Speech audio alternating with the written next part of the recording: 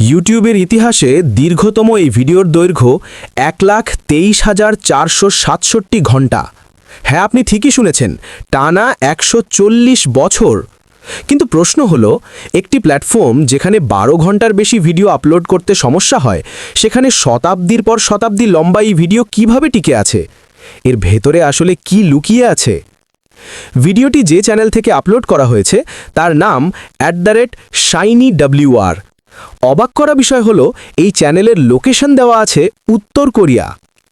ভিডিওর ডেসক্রিপশনে থাকা রহস্যময় আরবি লেখাগুলো যখন বিশেষজ্ঞরা ডিকোড করেছেন, তখন সেখানে পাওয়া গেছে নরকের বর্ণনা এবং কিছু অদ্ভুত গাণিতিক কোড।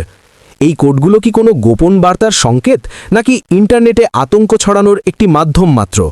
এটি অনেক নেটিজেনকেই ভাবিয়ে তুলেছে। Technical breakdown. এবার আসা যাক আসল সত্যে। প্রযুক্তি বিশেষজ্ঞরা বলছেন এটি কোনো অতিপ্রাকৃত ঘটনা নয়, বরং pure technical glitch. API manipulation. Uploader ইউটিউবের এপিআই বা অ্যাপ্লিকেশন প্রোগ্রামিং ইন্টারফেস ব্যবহার করে ভিডিওর মেটাডেটা ম্যানিপুলেট করেছে। Server trick.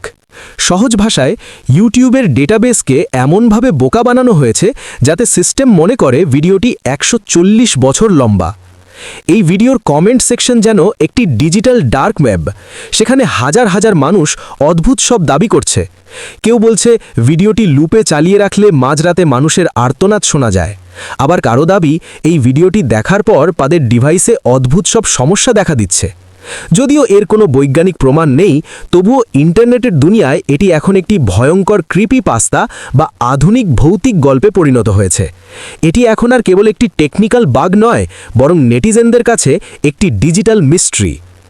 শেষ পর্যন্ত দেখা যায় 140 বছরের এই ভিডিও আসলে ইউটিউবের অ্যালগোরিদম এবং কোডিংয়ের একটি দুর্বলতাকে কাজে লাগিয়ে তৈরি করা একটি ডিজিটাল প্র্যাঙ্ক।